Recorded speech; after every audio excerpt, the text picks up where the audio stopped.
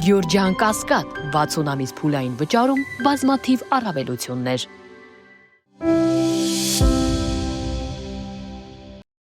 Ադրբեջանից Վրաստանի տարածքով Հայաստանը ժամանել ադրբեջանական բենզինով բեռնված առաջին գնացքը 1988 թվականից ի վեր։ Այրում կայարան հասած 22 վագոններում տեղափոխվում է 1218 տոննա A95 բենզին, որը մաքսային ստուգումից հետո կուղարկվի Երևանի եւ Կարմիր Բլուր կայարաններ։ Հայաստանի էկոնոմիկայի նախարարի խոսքով սա անկախությունից հետո Հայաստանի եւ Ադրբեջանի միջև առաջին առևտրատնտեսական գործարքն է, որը ձեռք է բերվել փոխվարչապետների նոյեմբերի 28-ի հանդիպման արդյունքում։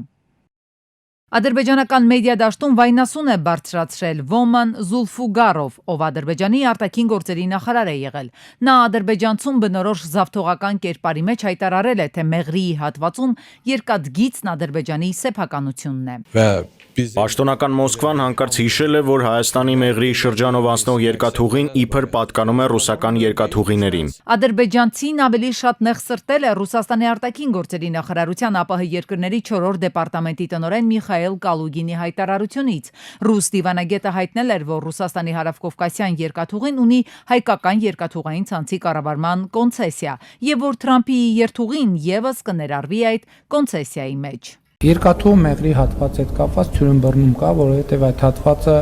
Ռուսաստանի կառավարման ներքո չի, որ իրանք հանձնեն Հայաստան։ Սյունիքում գրեթե բոլոր գերտերությունները գտել են իրենց շահաբաժինը, բոլոր երկրները ուզում են ապահովել իրենց ներկայությունը։ Ըստ քաղաքագետ Խաչիկյանի հայկական դիվանագիտությունը կաղում է, հակառակ դեպքում աշխարհին ցույց կտար, որ բոլորի ուշադրության կենտրոնում հայտնված Հայաստանի հարավը սուվերեն տարածք է։ Մենք արդեն հանձնել ենք փաստորեն այս միջանցքը, այնտեղ Ադրբեջանն է որոշելու, Իսրայելն է որոշելու, Իսրայելի լոբին, Թուրքիան եւ Միացյալ Նահանգները կամաց հետ է քաշվելու այս միջանցքից։ Սա մեծ հարված է Իրանի շահերին, Ռուսաստանի շահերին, այնտեղ կարող է հակամարտություն սկսվել, իրանք կարող են իրենց շահերը պաշտպանեն, Թուրքիան, Ադրբեջանն, Իսրայելը իրենց շահերը պաշտպանեն, հնարավոր է հարձակում լինի, նոր հարձակում Իրանի վրա, բայց մենք փաստորեն գնում ենք դեպի Սիրիացում, շատ փոքրիկ Սիրիա ենք դառնալու։ Դա Հայաստանի Հանրապետության ինքնիշխան տարածքն է եւ մենք այդ տարածքի կառավարում որևէ մեկին չենք արտապատվիրակել, այսինքն այնտեղ երկաթուղի չկա, որ մի հատ էլ կառավարվել որևէ մեկի կողմից, այսինքն տենց թեմա չկա։ Ըստ քաղաքագետ Խաչիկյանի Ռուսաստանի Դաշնությունը եւ Ամերիկան եւս բանակցում են թրիփ նախագծի շուրջ։ Մյուս կողմից էլ քիչ հավանական է, որ հայ-ամերիկյան կոնսորցիումում Ռուսաստանը տեղ կգտնի։ Կրեմլը սակայն մշտապես մեսիջներ է ուղարկում, թե Թրամփի երթուղու իրականացումն առանց Ռուսաստանի մասնակցության անցանկալի է։ Հայ-ամերիկյան նախաձեռնության պարամետրերը դեռևս մանրակրկիտ ուսումնասիրության կարիք ունեն։ Մոսկվան պատրաստ է խորհրդակցել հայ գործընկերների հետ։ Եթե Միացյալ Նահանգների եւ Ռուսաստանի միջև այդպիսի համաձայնություն լինի, ապա բնականաբար ռուսական մասնակցությունը կլինի։ Այդ իմ տպավորությամբ Հայաստանի իշխանությունները արդեն նախապես, այսպես ասենք, ռուսական մասնակցության գինը բարձրաձայնեցին։ Մասնավորապես Նիկոլ Փաշինյանը հայտարարեց, կոչ արեց, որ Ռուսաստանը գա նորոգի երկաթուղու մյուս հատվածներ, այնտեղ էլ չէ լուրջ ներդրումներ են պետք, օրինակ Իջևանից մտող երկաթուղին այնտեղ լուրջ խնդիրներ կան։ Կարծում եմ դրանք փոխկապակցված են։ Իրանական դերը այստեղ եւս կարևոր է։ Իրանը արևմուտքին իրեն հակառակորդ դիտարկելով երբեք չի անդուրժի նրա ներկայությունը տարածաշրջանում։ Առավել եւս իրենից հյուսիս գտնվող Հայաստանում, որը կկտրի Իրանի դեպի Սևծով դեպի Վրաստան, Ռուսաստան դուրս գալը։ Թեհրանի համար առաջնահերթ կարևոր հարցերից մեկն այն է, որ Հայաստանի հարավային դարպասներում արևմտյան ուժերի ներկայություն չլինի։ Ըստ քաղաքագետ Բաղդասարյանի Իրանի կասկածները պետք է փարատել, հակառակ դեպքում ծրագիրը չի աշխատի։ Իգին միջանցքի ամբողջ իմաստը այն է, որ դա այնտեղ Ռուսաստանը մասնակցություն չունենա։ Եթե Ռուսաստանը այդտեղ մասնակցություն ունեցավ, ես չեմ կարծում, թե հնարավոր կլինի տրիպը դարձնել միջին միջանցքի մաս։ Դրա շուրջ են ընթանում բանակցությունները, որովհետև Միացյալ Նահանգների եւ Ռուսաստանի միջև ակտիվ երկխոսություն կա։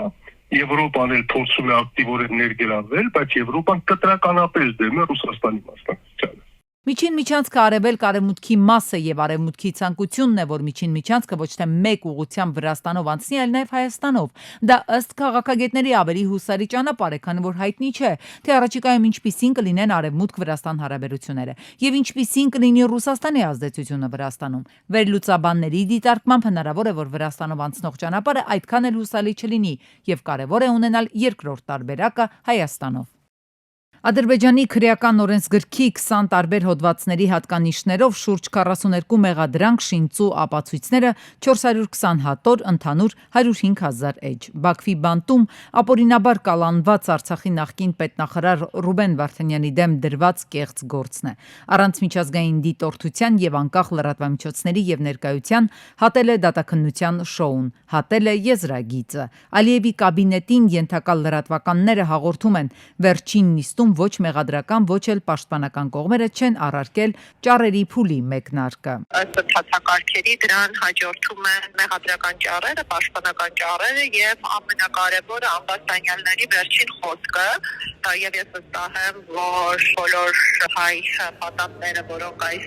կեղծ ապօրինի դատաբարությունների մաս են կազմում, օգտվելու են արտահայտվելու իրենց հնարավորությունից եւ դիրքորոշում են արտահայտելու այդ շինծու մեղադրանքների կապակցությամբ։ Բաքվի բանտից է Ռուբեն Վարդանյանը որդուն փոխանցել, այո, առաջիկայում ունենալու է եզրափակիչ խոսքի հնարավորություն։ Իր ելույթում կընդգծի, որ տեղի ունեցողը չի ընդունում որպես դատական գործընթաց եւ մտադիր չէ մասնակցել արդարադատության իմիտացիային։ Բաքվում տեղի ունեցող այս գործընթացը չի համապատասխանում արդար դատաքննության հիմնական չափանիշներին եւ հետեւաբար չի կարող համարվել դատաքննություն։ Դրա իրական իմաստով ես ոչնչի համար չեմ զղջում։ Բոլոր իմ գործողությունները կատարել եմ գիտակցաբար եւ կամավոր, լիովին հասկանալով հնարավոր հետևանքները։ Ես պատրաստ եմ պատասխան տալ իմ արարքների համար Աստծո առաջ։ Միակ բանը, որի համար ափսոսում եմ, այն է, որ չկարողացա անել ավելին։ Արցախը եղել է, կա եւ կլինի անկախ պատմությունը վերաշարադրելու կամ իրադարձությունների այլ մեկնաբանություն պարտադրելու փորձերից։ Վարդանյանը վերջին նիստերի ընթացքում պարբերաբար պահանջում էր իրեն տրամադրել քրեական գործի նյութերը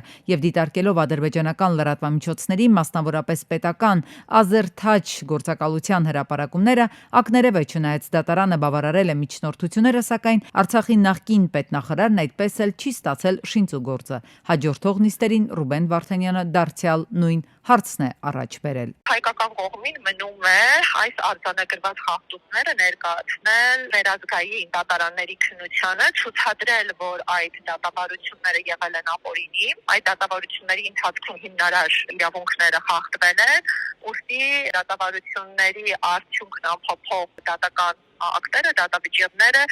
լեգիտիմ չեն։ Դրանք արատով իրականացված պրոցեսների արատավոր պտուղներ են, որոնք միջազգային հանրությունը չի կարող ընդունել որպես լեգիտիմ դատական ակտեր։ Այստեղ Մարդու իրավունքների Եվրադատարանում հայգերիների շահերի ներկայացուցիչը նաև հիշեցնում է Արցախի ռազմաքաղաքական ղեկավարության միասնական 15-ի գործը։ Ականատես եղան կապացույցների հետազոտման փուլն ավարտեցին ուրբաթ, հաջորդող առաջին երկուշաբթի նշանակեցին նիստ, լսելու մեղադրական ճառերը։ Գրեթե նույն պատկերն է Ռուբեն Վարդանյանի գործով, միայն թե այս դեպքում դատախազ կոչվածներն առավել ժրաջան են։ Դա հավելյալ վկայություն է, որ մեղադրական ճառերն են, ինչպես եւ ապակա դատավճիռները նախապես գրված, պատրաստված են եւ դրանք ոչ թե այս դատավարական փաստաթղթերը ձևավորվում են դատավարության ընթացքում արդյունքների հաշվառմամբ, այլ կանխակալ կերպով քաղաքական պատվերի հիման վրա։ Մոտ 2 ամիս առաջ հիշեցնենք Ռուբեն Վարդանյանը հրաժարվեց իր փաստաբանից, ըստ դատավոր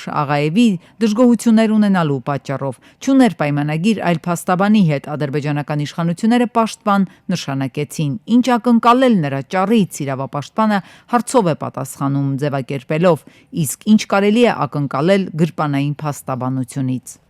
Կառավարությունում ստորագրվել է 2026-2030 թվականների Հայաստան ՄԱԿ կայուն զարգացման համագործակցության շրջանակային փաստաթուղթը փոխվարչապետ Մհեր Գրիգորյանի եւ Հայաստանում ՄԱԿ-ի մշտական համակարգող Ֆրանսուաս Ժակոբի կողմից։ Փաստաթուղթը նպատակ ունի խորացնել Հայաստան-ՄԱԿ համագործակցությունը, համահունչ է կառավարության գերակայություններին եւ նախատեսում է համատեղ ծրագրերի իրականացում, ուղղված կայուն զարգացմանն ու խաղաղության օրակարգին։ Եվրոպական խորհրդարանը բանաձև է ընդունել, որում կոչ է արվում Ադրբեջանին ազատ արձակել բոլոր քաղբանտարկյալներին։ Բանաձևը քննադատում է Ադրբեջանի գործող վարչակազմին, ընդդիմախոսներին ճնշելու, լրագրողներին խաղաղության պաշտպան ակտիվիստներին ու իրավապաշտպաններին ազատազրկելու համար։ Փաստաթղթում ապօրինի են որակվել նաև Հայաստանի հետ հարաբերությունների կարգավորման կողմնակից գիտնական Բահրուզ Սամմեդովի եւ Թալիշ հետազոտող Իկբալ Աբիլովի ձերբակալությունները, որոնք դատապարտվել են 15-ից 18 տարվա ազատազրկման պետական դավաճանության մեղադրանքով հայ գործընկերների հետ կապեր ունենալու համար։ Վաշինգտոնյան պայմանավորվածությունների իրականացման շրջանակում ստեղծված Հայաստանի Հանրապետություն Միացյալ Նահանգներ աշխատանքային խումբը առաջին հանդիպումն է անցկացրել։ Հայաստանի արտաքին գործերի գերատեսչությունից հայտնում են, որ խմբերը համաձայնել են քննարկումները շարունակել փորձագիտական մակարդակով ձեռք բերված կոնկրետ պայմանավորվածությունների իրականացման համար։ Քրիստինա Քվինը Հայաստանում Միացյալ Նահանգների դեսպանը ավելի վաղ հայտնել էր, որ Վաշինգտոնը այժմ աշխատում է Հայաստանի կառավարության հետ Թրամփի ուղու եւ Վաշինգտոնյան հուշագրերից բխող անելիքների մշակման ու իրականացման կառույցների ձևավորման ուղղությամբ։ Փոխարտգործնախարար Վահան Կոստանյանը եւ Միացյալ Նահանգների պետքարտուղարի փոխտեղակալ Սոնաթա Քոլթերը վերահաստատել են Հայաստան Միացյալ Նահանգներ փոխըմբռնման հուշագրերի իրականացման ուղղությամբ աշխատելու պատրաստակամությունը։ ՀԱՊԿ գլխավոր քարտուղարի Մանգալի Տասմանգամբետովը հայտարարել է, որ Հայաստանը եղել եւ մնում է կազմակերպության դաշնակից եւ դռները բաց են լիարժեք մասնակցության վերադառնալու համար։ Նա նշել է, որ Հայաստանը ժամանակավորապես դադարեցրել է աշխատանքը ՀԱՊԿ-ում, ինչը ինքնիշխան որոշում է, սակայն կազմակերպությունից դուրս գալու հարց չկա եւ հույս կա, որ տեսանելի ապագայում Հայաստանը կվերսկսի լիարժեք մասնակցությունը։ Մայրաթորը շարունակում է իր բնականon գործունեությունը եւ առաքելությունը եւ որևէ բան չի խախտվել։ Այսպես է արձագանքել Մայրաթորի տեղեկատվական համակարգի տնօրենը երեկվա դեպքերին։ Տեր Եսայի քահանա Արթենյանը տեղի ունեցածը ցավալի իրողություն է որակել, վստահ լինելով, որ հավատավոր ժողովուրդը եկեղեցու կողքին ամուր կանգնած է մնալու, իսկ եկեղեցին պետք է պահպանել ոչ թե գոռալով, այլ աղոթքով, հավատարիմ մնալով եկեղեցուն եւ եկեղեցու վարդապետությանը, նշել է Արթենյանը։ Գերագույն հոգևոր խորհրդի կազմից դուրս են եկել Աբրահամ Սրբազանը, Գևորգ Սրբազանը եւ Վազգեն Սրբազանը։ Իսկ նրանց ովքեր են փոխարինելու։ Եթե փորձեմ անունները ճիշտ հիշել, փոխարինելու են Մակար Սրբազանը, Վիրահայոց թեմի Սրբազանը, Կիրակոս Սրբազանը, Լոռու մարզի Քոբայրավանք վանական համալիրի, Շիրակի մարզի Պեմզաշեն վանական համալիրի, Պեմզաշեն համայնքի առաքելոց եկեղեցու եւ Աբլղարիբ իշխանի դամբարանի վերականգնման էսքիզային նախագծերը հաստատվել են, իսկ Կայան Բերդի բարեկարգման էսքիզային նախագիծը վերադարձվել է լրամշակման։ Կրթության, գիտության, մշակույթի, սպորտի նախարարությանը կից գիտամեթոդական խորհրդի 20-րդ նիստում են քննարկել պատմության եւ մշակույթի հուշարձանների նորոգմանը, ամրակայմանը, վերականգնմանն առնչվող եւ ԿԳՄՍ նախարարության պատվերով մշակված 4 նախագծերը։ Կան պատմաճարտարապետական հուշարձաններ Հայաստանի տարածքում եւ նրանց զգալի մասը Լոռու մարզում է գտնվում։ Դրանցից ամենակարևորներից մեկը կարելի է ասել Քոբայրի համալիրն է, որը անկեղծ ասած այդքան էլ լավ վիճակում չի պահպանվել, բայց շատ կարևոր նշանակություն է ունեցել պատմության ընթացքում հայ ժողովրդի պատմության, ինչպես նաեւ հիմա կարող է օրինակ տուրիստական շատ լավ կետ դառնալ տուրիստական քարտեզի վրա։ Տեր Վրդանես Բաղալյանը հայտնել է, որ Մայրաթորն ներխուժելու փորձի ժամանակ առաջացած լարվածության եւ հրմշտոցի հետևանքով իրեն վատ է զգացել, ինչի արդյունքում սրտի կաթված է տարել եւ ստենտավորվել է։ Նրա խոսքով միջադեպը պայմանավորված է եղել ներխուժող խմբի լկտի պահվածքով, իսկ այժմ վիճակը կայուն է։ Կառավարությունն ընդունել է որոշում առանց պետտուրք գանձելու օտարերկրյա պետություններում Հայաստանի Հանրապետության քաղաքացու անձնագրեր տրամադրելու վերաբերյալ։ Ըստ հիմնավորման օտարերկրյա պետություններում վավերական Հայաստանի Հանրապետության քաղաքացու անձնագիր տալու կամ փոխանակելու համար պետական տուրքի վճարումից ազատվում են ազգությամբ հայ այն օտարերկրյա քաղաքացիները կամ Հայաստանի Հանրապետության քաղաքացիները, որոնց մշտական բնակության վայրում ստեղծվել է այնպիսի արտակարգ իրավիճակ, որը սպառնում է քաղաքացիների կյանքին կամ առողջությանը։ Այս տարվա հունվար-հոկտեմբեր ամիսներին Հայաստանի բանկային համակարգում մուտքերը կազմել են 9.73 տրիլիոն դրամ, ինչը նախորդ տարվա համադրելի ցուցանիշից պակաս է 1.9%-ով։ Ելքերը նախորդ տարվա համադրելի ցուցանիշի համեմատ նվազել են 1.9%-ով եւ կազմել 9.74 տրիլիոն դրամ։ Տվյալները ներկայացնում էր վիճակագրական կոմիտեն։ Բանկային զեղծարարությունից տուժած քաղաքացիները հավաքվել էին քննչական կոմիտեի դիմաց։ Բանն այն է, որ չնայած այն հանգամանքին, որ քաղաքացիները հիմնավոր ներկայացրել են առևտրային բանկերին, որ զեղծարարության զոհ են դարձել, այնուամենայնիվ բանկերը շարունակում են իրենց անուններով ձևակերպած վարկերի դիմաց տոկոսների վճարներ պահանջել։ Շատերն էլ գումարներ են կորցրել, սակայն փոխհատուցում չեն ստացել։ Զեղծարարությունից տուժածները հանդիպել են քննչական կոմիտեի կիբերանվտանգության վարչության պետի հետ։ Քննչական կոմիտեից խոստացել են, որ կզբաղվեն տուժածների հարցով, սակայն փոխհատուցում դեռ չեն ստացել։ Մենք այստեղից չենք գնալու եւ այս պահից սկսած հայտարարում ենք նստացույց, մինչեւ մենք չլսենք ժամկետները։ Պետությունը նման դեպքերում ունի պարտականություն, պատերազմի դեպքում նաեւ ունի պարտականություն քաղաքացիներին քաղաքական պաշտպանություն տրամադրելու։ Մաքսանենք ճանապարհով բջջային հեռախոսներ Հայաստան ներկրելու վերաբերյալ մամուլից ստացված տեղեկությունների հիման վրա պետական եկամուտների կոմիտեում բացվել է ծառայողական քննություն։ Քննության օբյեկտիվության նկատմամբ հանրային կասկածները չեզոքացնելու կամ բացառելու նպատակով նյութերը փոխանցվել են Հայաստանի հակակոռուպցիոն կոմիտե։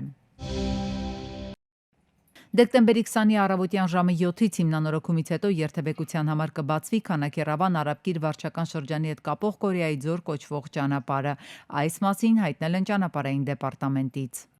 Կառավարության որոշմամբ Լոնդոնի միջազգային աճուրդից կգնվի 12-րդ դարի հայկական եկեղեցու եզակի փայտյա դրամ փեղկը եւ կտեղափոխվի Հայաստանի պատմության թանգարան։ Այդ նպատակով պահուստային ֆոնդից հատկացվել է շուրջ 175.4 միլիոն դրամ։ Մշակութային բացառիկ արժեք համարվող նմուշը թվագրվում է 1188 թվականին եւ մինչ այժմ գտնվել է մասնավոր հավաքածուում։ Միացյալ Նահանգների իշխանությունները դադարեցնում են Green Card-ի խաղարկության ծրագիրը այն պատճառով, որ Բրաունի համալսարանում հրաձգության մեջ կասկածվողը երկիր է ժամանել այդ ծրագրով։ Այս մասին հայտարարել է Միացյալ Նահանգների ներքին անվտանգության նախարար Քրիստի Նոեմը։ Նախագահ Թրամփի ցուցումով ես անմիջապես հրամայում եմ ԱՄՆ քաղաքացիության եւ ներգաղթի ծառայությունը կասեցնել DV1 ծրագիրը, ապահովելու համար, որ ամերիկացիները այլևս չտուժեն այս վնասակար ծրագրից։ Բրաունի համալսարանում կրակած Կլաուդիո Նևիս Վալենտին այս ծրագրով ԱՄՆ-ը ժամանել 2017 թվականին ստանալով Green Card։ Դեկտեմբերի 19-ին արտակարգ դեպք է տեղի ունեցել Մայրաքաղաքում Մամիկոնյանց փողոցում Երևանի ինֆորմատիկայի պետական քոլեջի մոտ օփելում պայթյուն է տեղի ունեցել հրդեհի բռնկմամբ։ Օպերատիվորեն ժամանել է ոստիկանության Արաբկիրի բաժնի օպերատիվ խումբը։ Տեղում էին փրկարարության Երևանի թիվ 5-րդ հրշեջ փրկարարական ջոկատի հրշեջ փրկարարներն ու Երևանի շտապօգնության բժիշկների հերթապահ խումբը։ Նրանք օգնություն են ցուցաբերել վարորդին, հետո տեղափոխել Այրվածքաբանության ազգային կենտրոն։ Ժամանել էին նաև ոստիկանության Պարեկային ծառայության Երևան քաղաքի գնդի 2-րդ գումարտակի 2-րդ վաշտի պարեկները պայթյունի հետևանքով մեքենայի դիմապակին դռները վնասվել են, հետևի ապակու դետալներն էլ շպրտվել են ու լցվել կայանված մեկ այլ օփելի վրա։ Օպերատիվորեն ժամանած շտապօգնության բժիշկների հերթապահ խումբը մեկ հոգու տեղափոխեց հիվանդանոց, արդեն ժամանել են ոստիկանության Արաբկիրի բաժնի օպերատիվ խումբը, բաժնի պետ Ներսիսյանի գլխավորությամբ։ Դեկտեմբերի 19-ին Երևանի քաղաքապետարանի հաշվեկշռում հաշվառված կամազ-աղբատարը Հերացի փողոցից դեպի Խանջյան փողոցի թունել տանող հատվածում բախվել է բետոնե պատնեշին, ապա վերգետնյա կամրջի բետոնեսյանն ու կողաշրջվել։ Վարորդը տեղափոխվել է հիվանդանոց, օպերատիվորեն ժամանել են ոստիկանության Պարեկային ծառայության Երևան քաղաքի գնդի 4-րդ գումարտակի պարեկները, փրկարար ծառայության Երևանի թիվ 1 հրշեջ փրկարարական ջոկատի փրկարարները։ Ժամանել են նաև Երևանի քաղաքապետարանի սանմաքրման վարչության աշխատակիցները։ Դեկտեմբերի 19-ին 49-ամյա աղասը Մերսեդեսով Երևան-Գյումրի Բավրա ճանապարհին դեռևս անհայտ հանգամանքներում դուրս է եկել երթևեկելի գոտուց բախվել քարերին ու կողաշրջվել։ 64-ամյա ուղևորը վնասվածքներով տեղափոխվել է Գյումրու բժշկական կենտրոն։ Վարորդը հրաժարվել է հիվանդանոց մեկնել։ Տեղում էին փրկարարծառայության Արտիկի շեջ փրկարարական ջոկատի փրկարարները, նաև ոստիկանության Պարեկային ծառայության Շիրակի մարզի գումարտակի պարեկները։ Դեկտեմբերի 18-ին ներքին Դվին գյուղի վարչական տարածքում առանց համարանիշների ՎԱԶ-2106-ը բախվել է ճանապարհին կայանված ՊԱԶ ավտոբուսին։ Երկու հոգու առաջինը օգնության են հասել քաղաքացիները, օպերատիվորեն ժամանած փրկարարության Արտաշատի շեջ փրկարարական ջոկատի փրկարարներն ու Արտաշատ բժշկական կենտրոնի շտապօգնության բժիշկների հերթապահ խումբը։ Նրանք տեղափոխվել են Արտաշատ բժշկական կենտրոն։ Տեղում էին ոստիկանության Պարեկային ծառայության Արարատի մարզի գումարտակի առաջին վաշտի առաջին դասակի պարեկները։ Վիրավորներից մեկին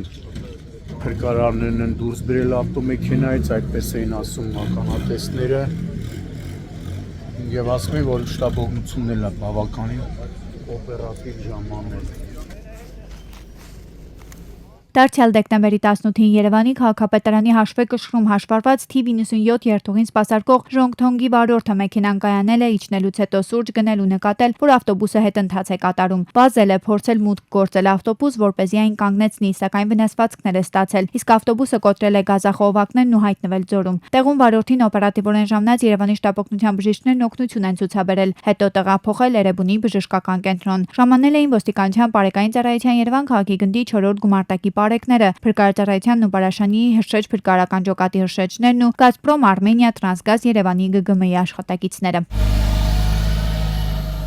Նախնական տեղեկություններով բարեբախտաբար գազի արտահոսք տեղի չունեցել, բայց մի քանի գազախողովակի հենասյուներ վնասվել են։ Դեկտեմբերի 18-ին 33-ամյա Գեղամը Նիսանով Նոր Գեղիի գլխավոր ճանապարհին վրաերթի է ենթարկել 13-ամյա տղայի, վարորդը փախուստի չի դիմել իր մեքենայով, երեխային տեղափոխել է Աբովյան բժշկական կենտրոն, որտեղ անհրաժեշտ բուժօգնություն են ցուցաբերել, հետո էլ երեխային ռեանիմոբիլով տեղափոխել են Երևանի Սուրբ Աստվածամայր բժշկական կենտրոն։ Վարորդը հիվանդանոցից վերադարձել է դեպքի վայր, կատարվածի մասին էլ տեղեկացրել իրավապահներին։ Երեխան գտնվում է ապահով վիճակում, իմ տեղեկություններով երեխայի կյանքին այլևս վտանգ չի սպառնում։ Շիրակի մարզում Հայկաձոր գյուղում դեկտեմբերի 18-ին հրդեհ է բռնկվել օպերատիվորեն ժամանած Անիի հրշեջ փրկարարական ջոկատի հրշեջ փրկարարները նախ կանխել են հրդեհի տարածումը, ապա մարել այն։ Արվել է շուրջ 1500 հատ խոտի հակ։ Դեկտեմբերի 18-ին ոստիկանական հատուկ դիմակավորված օպերացիա է իրականացվել Մայրաքաղաքում, ոստիկանները Մալայցիայում հայտնի ոսկու շուկայի տարածքից ոստիկանություն են տեղափոխել ազգային ժողովի նախկին падգամավոր Հակոբ Հակոբյանի փեսային։ Իրավապահները օպերացիա են իրականացրել նաև Կուրղինյան փողոցում Հակոբ Հակոբյանի ազգականի տանը։ Ոստիկանություն տեղափոխված անձանց թիվը հասնում է 15-ի։ Մի քանի հոգի հարևաններ, ովքեր հրաժարվեցին տեսախցիկի առաջ խոսել, ասում էին, որ տունը պատկանում է հանրությանը հայտնի Լեդի Հակոբի փեսային, ով աշխատացնում է կամ ինչպես ժողովուրդն ասում, տիրություն է անում Մալայցիայի ոսկու շուկային։